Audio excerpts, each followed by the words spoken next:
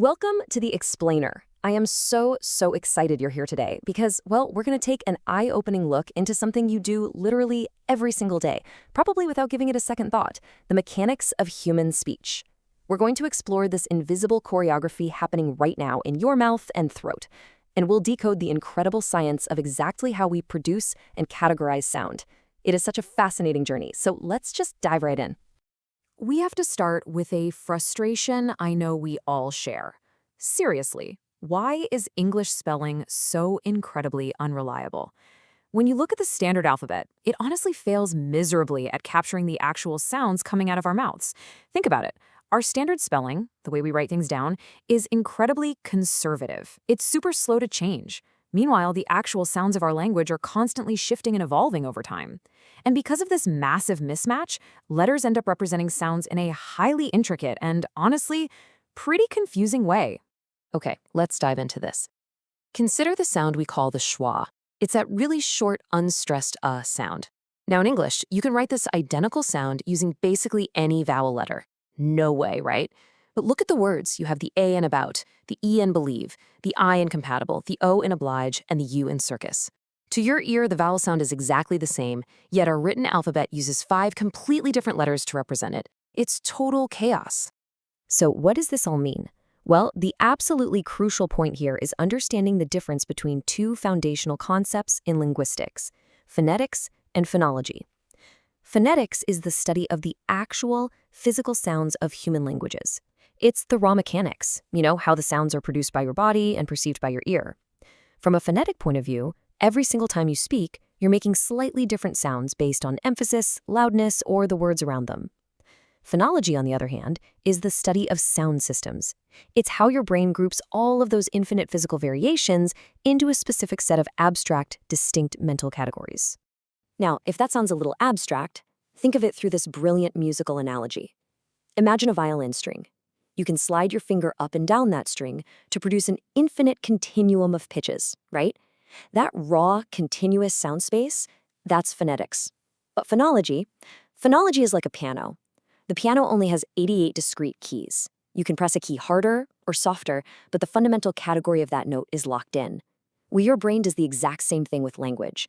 It takes the infinite noises your mouth can make and maps them onto a specific set of keys or categories, which we call phonemes.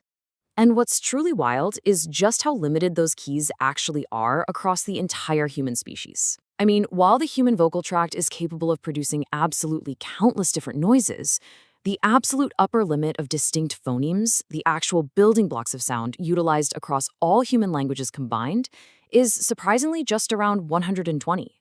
That is the complete global inventory of human language sounds. Isn't that crazy?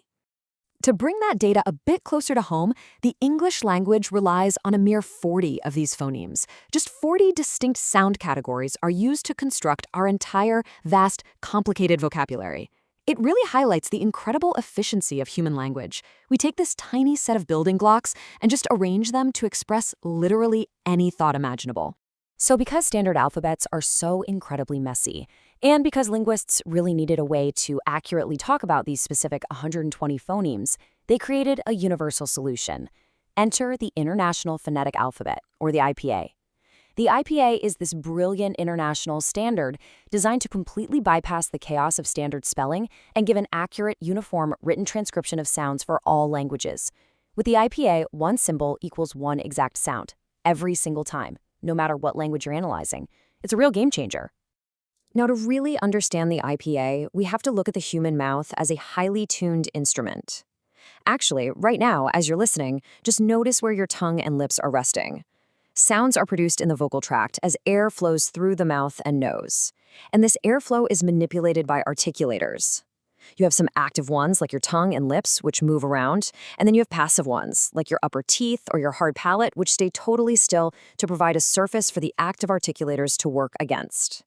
By tracking exactly what these articulators are doing, linguists have developed a strict 3-part rule to mathematically classify and name literally any consonant we speak. Step 1 is voicing. Are your vocal cords vibrating or not? Step 2 is place of articulation. Where exactly in the mouth is the airflow being restricted? And step 3 is manner of articulation. How does the airflow change? Is it stopped completely? Does it hiss through a tiny narrow gap? And this brilliantly illustrates how that three-part naming system comes to life. What you're looking at is the official IPA consonant chart. Now, at first glance, I know, it looks like a complex wall of symbols. But look a little closer at the structure. The columns running across the top represent the place of articulation, starting from the lips on the far left all the way back to the throat on the right. The rows running down represent the manner of articulation, whether the sound is a hard, plosive stop, a nasal sound, or a fricative hiss. And inside those boxes, when symbols appear in pairs, well, the one on the right is voiced and the one on the left is voiceless. It's basically a perfect grid of the human mouth. Let's look at a concrete example so you can actually feel this working in real time. Take the IPA symbol for the sound P. Its official name is a voiceless bilabial plosive. Seriously, try saying the sound out loud right now. P, P. Put your hand on your throat. You won't feel a vibration, right? So it's voiceless. Notice that your two lips touch together to make it, which makes it bilabial.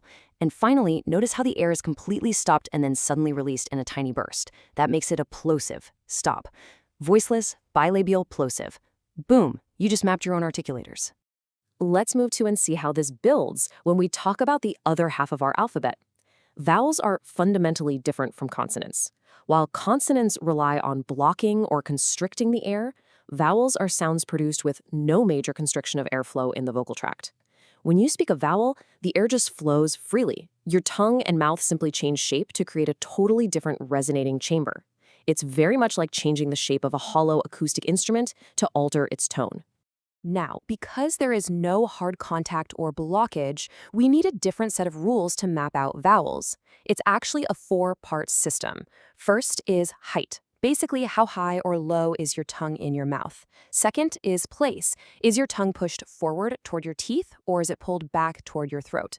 Third is lip attitude. Are your lips rounded into an O shape, or are they unrounded? And fourth is nasality. Is the air flowing just out of your mouth, or is it also coming out of your nose? Now, what's really interesting about this slide is the actual shape of the IPA vowel chart. Notice how it's not a square grid like the consonants, it's a two-dimensional trapezoid. And this isn't just random. This shape actually mimics the physical space inside your very own mouth. The top line represents the roof of your mouth, the left side is the front near your teeth, and the right side is the back near your throat. So when you pinpoint a vowel on this chart, you are actually looking at a map of exactly where the highest point of your tongue body is positioned inside your oral cavity. It's honestly mind-blowing. Because the IPA is so incredibly precise, linguists actually use it in two different ways depending on what they need. There's broad transcription, which uses the basic symbols just to capture the general phoneme category. For example, just noting that an English word uses a standard P sound. But there's also narrow transcription, where linguists add tiny markings called diacritics to track minute, super subtle physical variations, like if that P was pronounced with a tiny extra puff of air, which is known as aspiration. It basically gives us the flexibility to either look at the broad musical keys or zero in on the precise acoustic reality. So, as we wrap up, I want to leave you with this somewhat provocative thought. Have you ever really stopped to consider the invisible, complex physical choreography happening inside your mouth right now?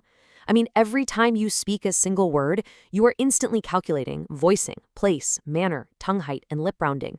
You're rapidly navigating a physical sound map at lightning speed, effortlessly shifting between different articulators just to communicate your thoughts to the world. It's an absolute marvel of biology and physics. I really hope this explainer has left you completely fascinated by your own daily speech mechanics. Thank you so much for learning with us today, and keep exploring.